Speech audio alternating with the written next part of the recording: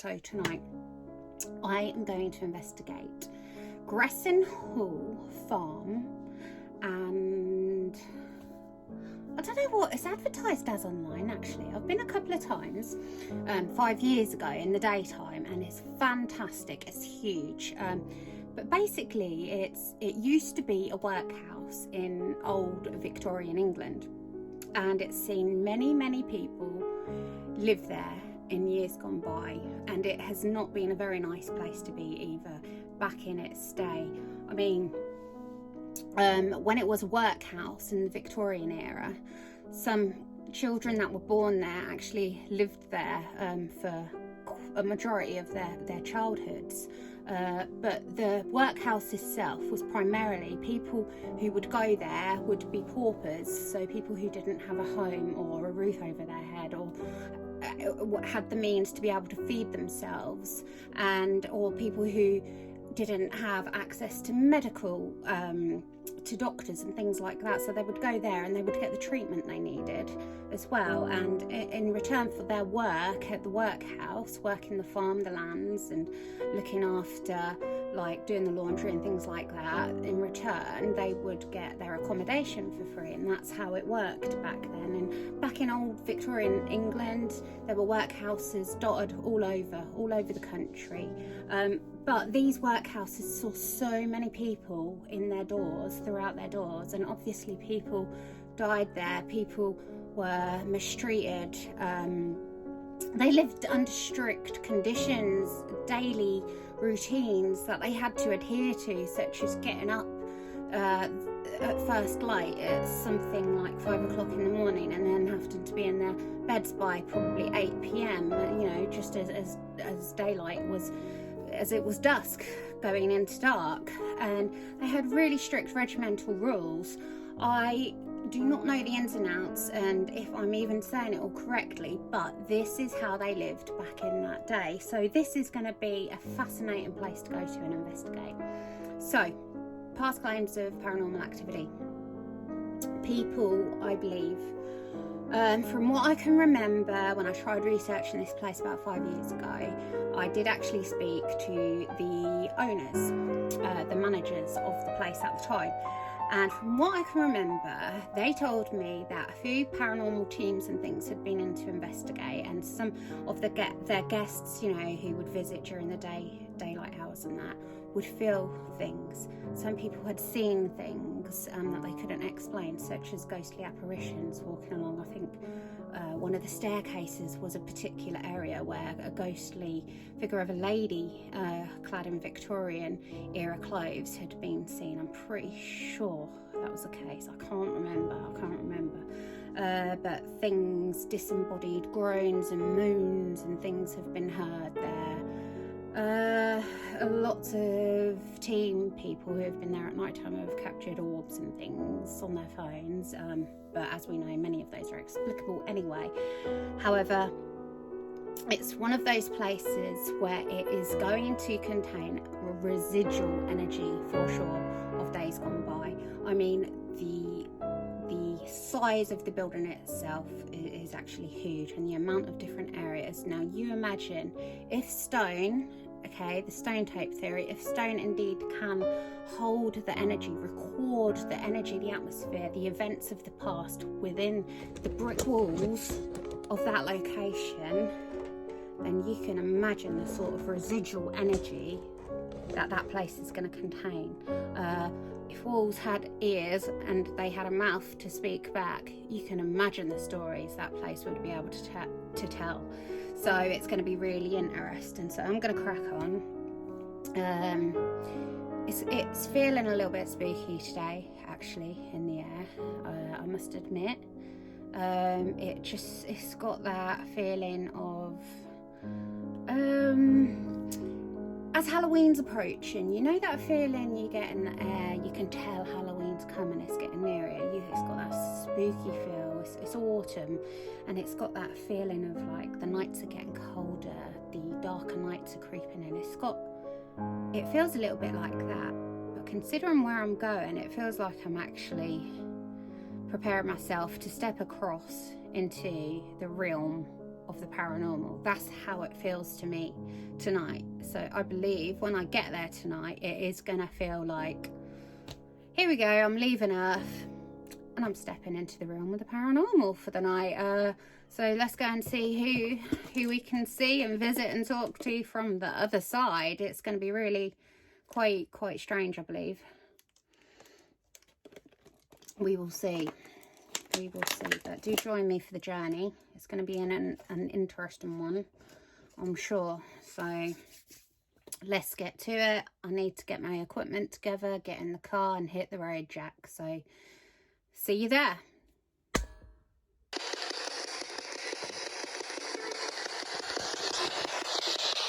Who's here?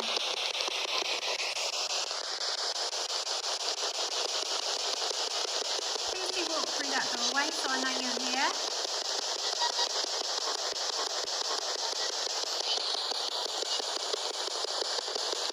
Tell me what you are. Are you good or bad?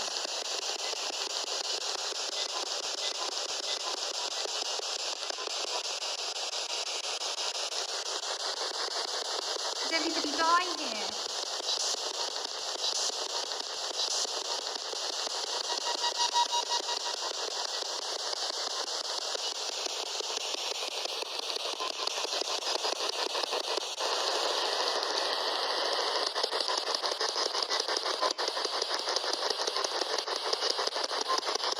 Did anybody die here?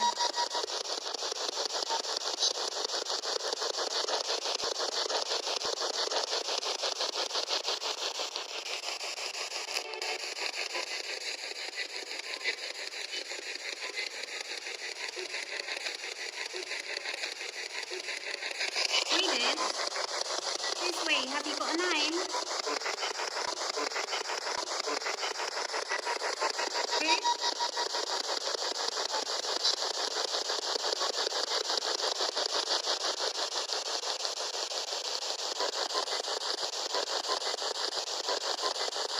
Can just one of you come forward and speak, please? That sun was the bench. Was the bench. Was the bench. Who? A one-off light anomaly appears on camera. This is the only time this type of light anomaly appears on camera in this area.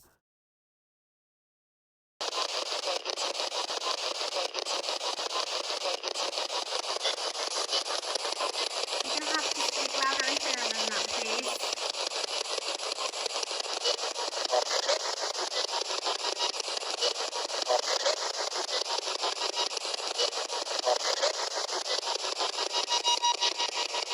Do you mind people coming and talking to you?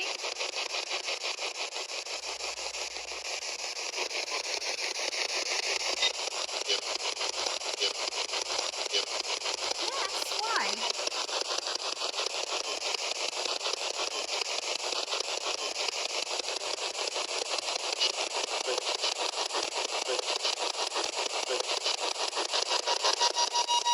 Prison?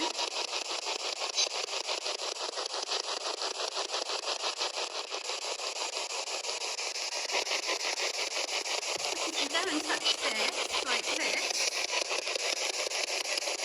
that'll let me know you're here.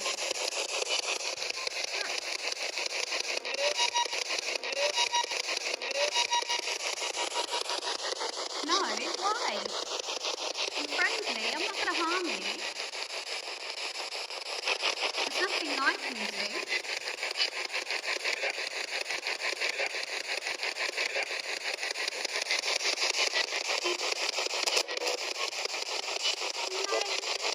There's nothing I can do.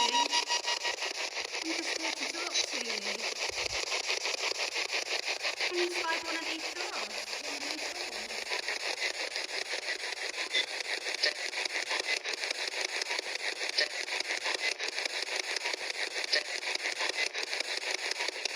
So cold in here now. Is that you making it cold? Because you're coming close?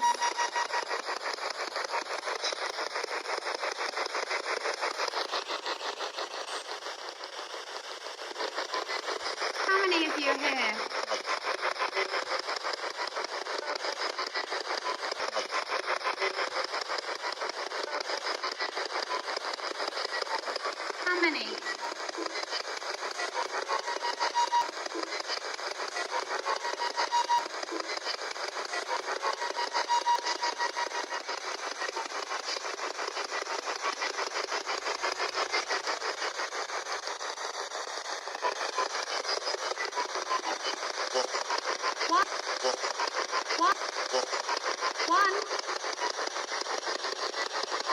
Can you tell me your name?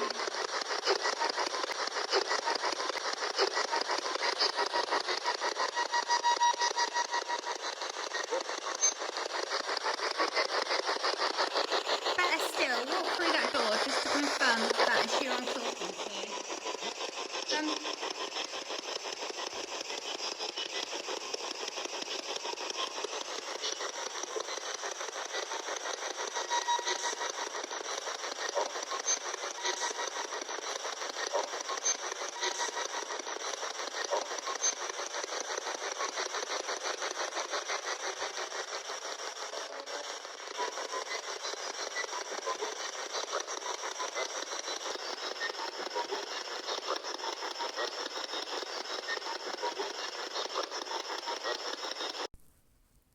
Slaked means to become less active, vigorous or intense.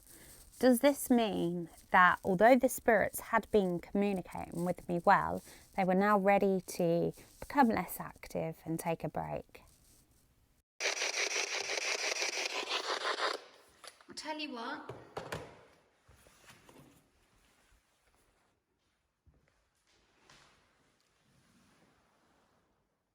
If you could make some noises for me, that would be brilliant. So if you can knock like that, give me one knock for yes, two for no.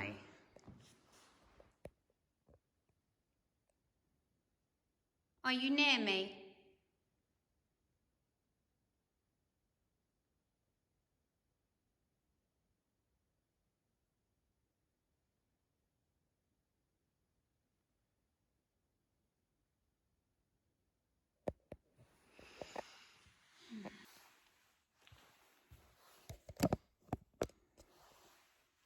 Okay. Stop.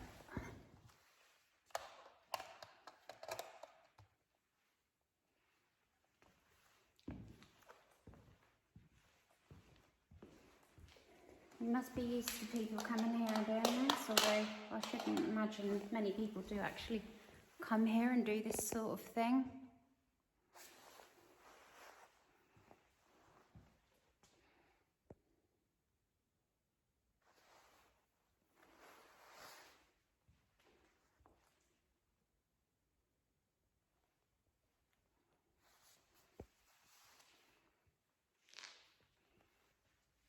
Go next to one of my devices and make it flash, please. The ones on the floor. That would be really, really good. If you can do that, that would be brilliant. I'd really appreciate it. Can I help you in any way? Make one of those flash, if I can, if you'd like help.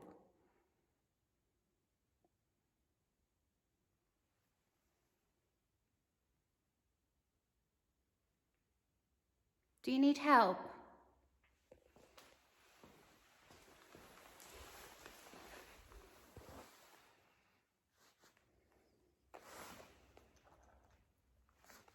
Is the little boy here who was in the chapel earlier? Are you here? Can you come forward to me?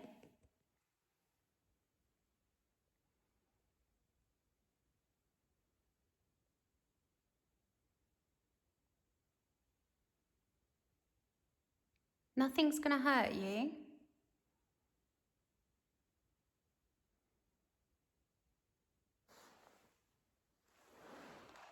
Look, you see this little device here? If you come close to it, it will flash.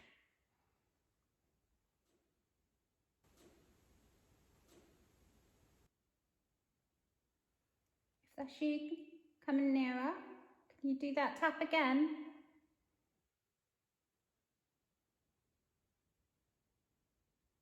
Make a tap.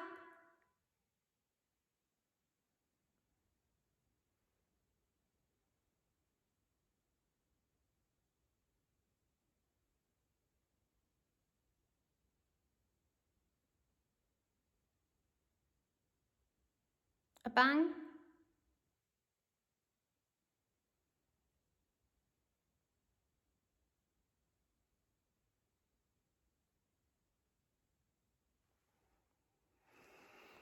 appear, come and stand next to me.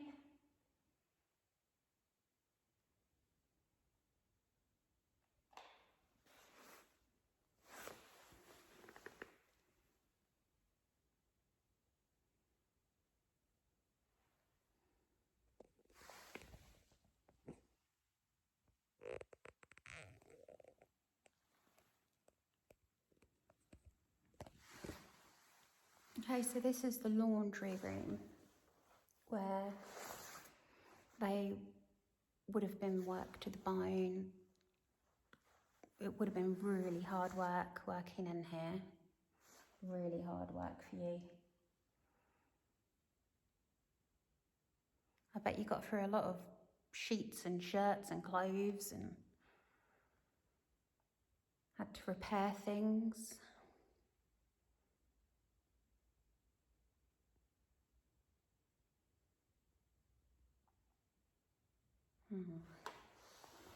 Okay, I'm going to try another area now because I'm not getting a lot here at all. Not at all.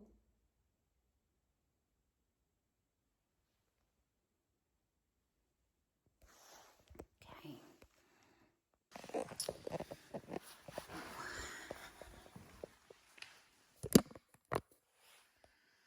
Right, so I'm going to pack up this equipment now and move to a different area,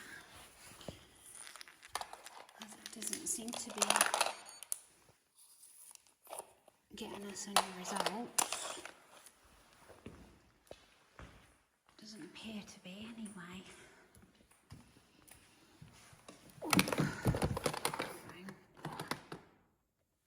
Record and I'll just pick up. Let's see.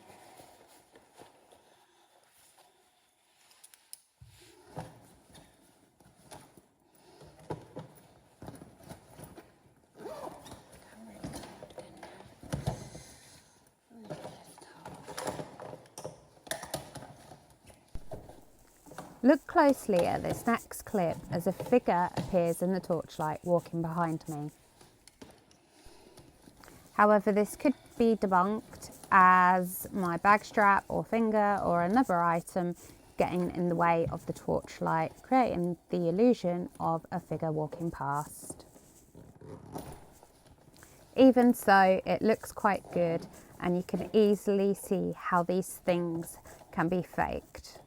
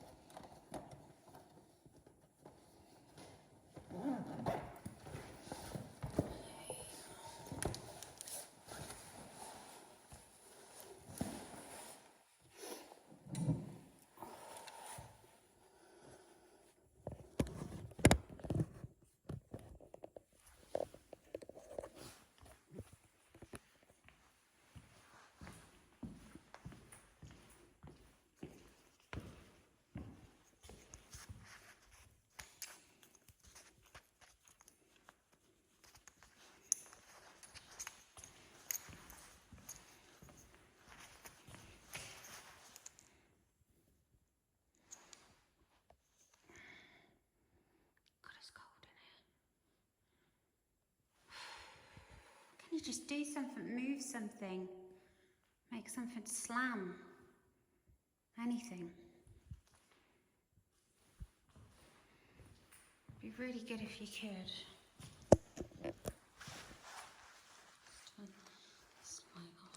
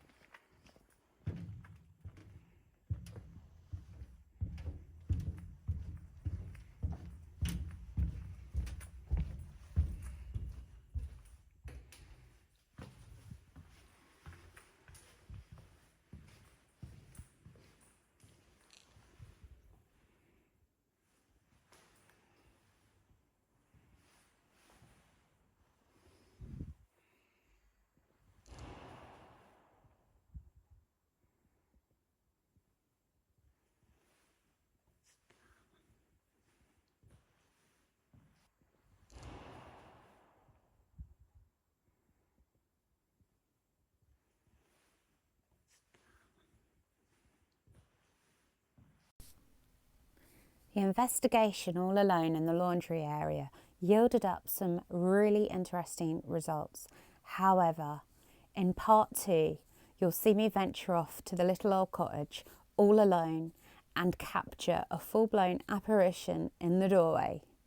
Watch part 2 to see more.